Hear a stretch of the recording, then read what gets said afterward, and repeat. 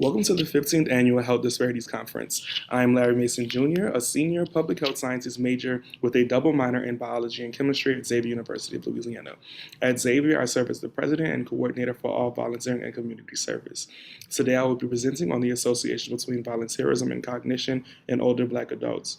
My research mentors for this project are Dr. Thierry and Kirven. Black older adults have a higher risk of poor cognitive health, such as Alzheimer's disease and other related dementias compared to whites. Although recent research has focused on risk factors for worse cognition among older adults, we still don't fully understand the driving forces of worse cognitive health experienced by older Black adults. Research on resiliency factors that may be protective against cognitive decline, specifically among older Black adults, is needed. Existing literature states volunteerism is positively associated with the overall health of older adults. While some research has shown positive associations between volunteerism and cognition, more evidence is needed specifically for older Black adults who are at greater risk for poor cognitive functioning. Lastly, more research is needed to identify potential psychosocial mediators and moderators to understand how volunteerism may be linked to better cognition among older Black adults.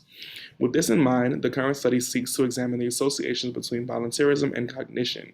The current study seeks to answer three main questions. 1, is volunteering associated with cognitive functioning of older Black adults? 2, how is this relationship mediated by sense of purpose, mastery, and social support? And 3, how does socioeconomic status moderate this relationship? We believe that overall, volunteerism will positively affect cognitive functioning in older Black adults. Data used in this study comes from the 2006-2016 waves of the Healthy Retirement Study, or HRS. The HRS is a nationally represented longitudinal study of older adults in the United States that gathers information on many factors, including socioeconomic status, physical health, and cognitive health. Our sample included non-Hispanic Black adults ages 65 and older.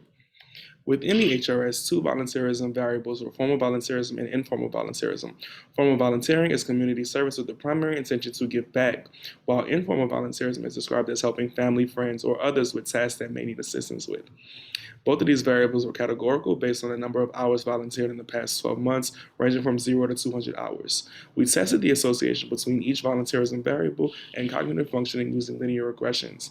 Cognitive functioning was measured by the HRS using the telephone interview for cognitive status, or TICS. This interview captures language, knowledge, orientation, and episodic memory.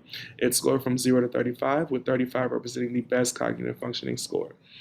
Finally, psychosocial mediators and socioeconomic status moderators were analyzed. Psychosocial mediators included self-reported purpose, mastery, and social support. Socioeconomic status moderators included years of education and income. While most older Black adults reported never volunteering, 25.6% of men and 20.5% of women reported 1 to 49 hours of informal volunteering in the past 12 months. 12.4% of men and 13.3% of women spent 1 to 49 hours engaging in formal volunteering. Within these two tables, we can infer that more hours spent doing formal or informal volunteering was associated with better cognitive functioning. After independently including purpose, mastery, and social support in the regression models to assess mediation, sense of purpose and mastery were associated with better cognitive functioning. Each psychosocial mediator partially attenuated the relationship between volunteerism and cognitive functioning.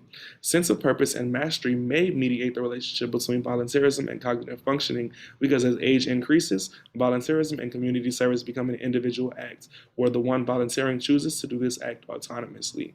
This may have positive psychological effects that are protective against poor cognitive functioning. Social support was not statistically significant in association with cognitive functioning.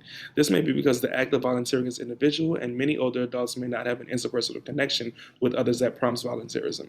Furthermore, socioeconomic status measures of education and income did not moderate the relationship between either forms of volunteering and cognitive functioning. This indicates the positive association between more hours spent volunteering and cognitive functioning is the same regardless of one's socioeconomic status. Based on the present study, there is a positive association between volunteerism and cognitive functioning that is partially mediated by a sense of purpose and self-efficacy. These results are critical for Black older adults, a community who faces vast Alzheimer's disease and related disorders disparities. Future studies should engage the older Black community to further study the role of volunteerism while creating interventions that highlight these positive associations.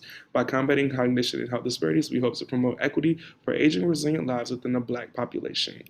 Finally, here's my contact information. My name is Larry Mason Jr. once again, and thank you all for hearing my presentation today. I hope you all enjoyed it, and I look forward to hearing from you at this conference.